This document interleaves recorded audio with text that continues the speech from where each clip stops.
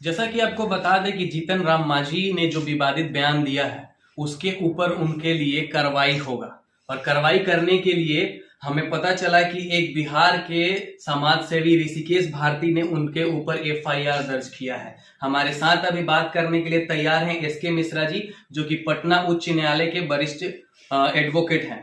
Sir, जो विवादित बयान है उसको लेकर जो केस फाइल किए हैं, क्या उनको जेल होगा? 100% जेल होगा, क्योंकि हमने डिफेमेशन का भी केस किया हुआ है, हमने प्रोवोकेशन का भी केस किया हुआ है। हिंदू समाज को जिन्होंने गाली दिया है, ब्राह्मणों को जिन्होंने अपमानित किया है, इसके लिए मानहानि का दावा किया गया है। और इसमें न्यूनतम पनिशमेंट 3 साल का है, अधिकतम 5 साल का है, और कोर्ट संज्ञान लेगा। और सर, कौन कौन सा धारा लगा है उन पे 153A लगा हुआ है, 500, 504 के तहत इंडियन पिनल कोड के तहत में केस किया गया है। जैसे कि आपको बता दें कि जीतन राम मांझी पे इतना ज़्यादा केस हो चुका है बिहार में उनके विवादित बयान को लेकर कि वो जाएंगे अब जेल। और साथ ही आपको बता दें हमारे साथ जो मौजूद हैं, इन्होंने भी किया है केस जीतन राम मांझी पे। और सबसे पहले जानेंगे आपने केस किया क्यों? सबसे पहले आपके दर्शकों को हर हर महादेव, जय सिया राम, जय भवानी। जैसा कि आप जान रहे हैं कि मैं गोस्वामी ऋषिकेश भारती बबलू और ब्राह्मण समाज सनातन धर्म का रक्षक, प्रचारक, प्रसारक आदि काल से ही रहा है। लेकिन इधर जिस तरीके से बिहार में ब्राह्मण समाज के ऊपर हमला किया जा रहा है, यह बर्दाश्त के बाहर है, क्योंकि ब्राह्मण सभी जातियों को समाहित करके आगे बढ़ता है। लेकिन जीतन राम मांझी जी 77 साल के बुजुर्ग, जिनका नाम खुद राम लगा हुआ है, वो राम को भी गाली देते हैं और ब्राह्मण को भी गाली देते हैं। तो कहीं ना कहीं गोस्वामी अस्मिता, ब्राह्मण अस्मिता के लिए आवाज़ उठाना आवश्यक था। इसीलिए हम लोग उनका जीभ काटना या उनको कुछ गालियाँ देना, उससे कहीं कुछ नहीं होने जा रहा है। लीगल संविधान के तहत हम लोगों ने कानूनी रूप से केस किया है। कानून में प्रावधान है, आप किसी को अपमानित नहीं कर सकते हैं, मानहानि नहीं कर सकते हैं। हमें न्यायालय पर पूरा भरोसा है और इसलिए हम लोगों ने इस केस को किया है। अच्छा, आपको क्या लगता है वो पूर्व मुख्यमंत्री रह चुके हैं, उनके ऊपर कार्रवाई होगा या जेल जाएंगे? आपको पूरा भरोसा है? जैसा कि पूर्व मुख्यमंत्री की बात अगर हम कर रहे हैं तो कहा जाएगा कि अचानक मुख्यमंत्री बनने का इनको मौका मिल गया। नहीं तो मुख्यमंत्री तो ना ये पहले दावेदार थे, ना बाद में हो पाए, ना कभी हो पाएंगे। नीतीश कुमार जी ने अपनी कमियों को छिपाने के लिए कमजोर मुख्यमंत्री को प्रेजेंट कर दिया, जैसे लालू जी ने राबड़ी जी को किया था। तो कानून के लिए जहाँ तक संविधान है, वो आपके लिए, मेरे लिए या मुख्यमंत्री के लिए, सबके लिए एक है। लालू यादव भी जेल में थे, आप देख रहे होंगे, अभी जमानत पर हैं। गृह मंत्री चिदम्बरम भी जेल में थे और बहुत सारे, अमित शाह भी जेल में रहे हैं, जबकि गुजरात में मंत्री थे वो। तो शायद कानून अगर सही से काम करता है तो निश्चित तौर पर जीतन राम मांझी को जेल जाना ही होगा। अच्छा, आपको क्या लगता है, सिर्फ ब्राह्मण समाज को बुरा लगा या पूरा हिंदुत्व को बुरा लगा इस चीज़ से? मैं गोस्वामी ब्राह्मण हूँ और मेरे मिलने वाले राजपूत, भूमिहार, यादव, SC ST, पासी एवं मुसहर भी हैं, जहाँ हम लोग दोस्ती है, हम लोग मिलते हैं, उठते बैठते हैं, साथ में काम भी करते हैं।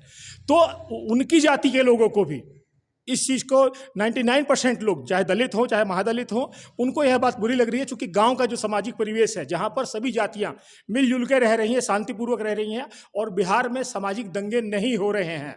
1990 का एक दौर था जब दलित और फॉरवर्ड में नरसंहार हुआ करता था। लेकिन हम अगर इधर देखें 2-3 दशक में, तो वो दौर थम चुका है। लेकिन जिस तरीके से बयान दे रहे हैं मांझी जी, उस तरीके से कहीं ना कहीं उकसाने की प्रक्रिया है। हालांकि उनका खुद का स्वजातीय ही उनका विरोध कर रहे हैं। 1-2% अपवाद तो सब जगह होता है। विभीषण और जयचंद पहले भी थे, आज भी हैं।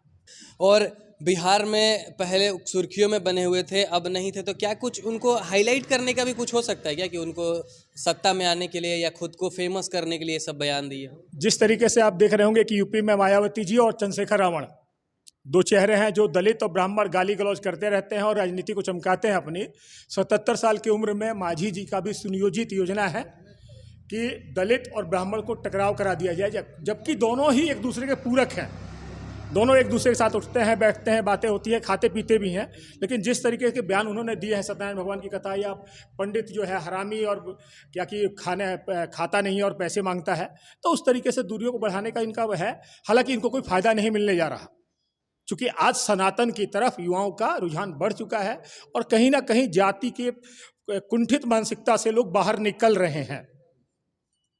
कहीं ना कहीं इस विवादित बयान पे उनको जेल भी होगा, जैसे कि इनका भी कहना है। और एडवोकेट से हमने बात किया, उनसे भी आपने सुना कि हाँ, कंप्लेन हुआ है, कंप्लेन 3 तारीख को उस पर प्रोसेस होगा और उनको जेल होना निश्चित है, अगर उनके ऊपर कोर्ट निश्चय ले तो।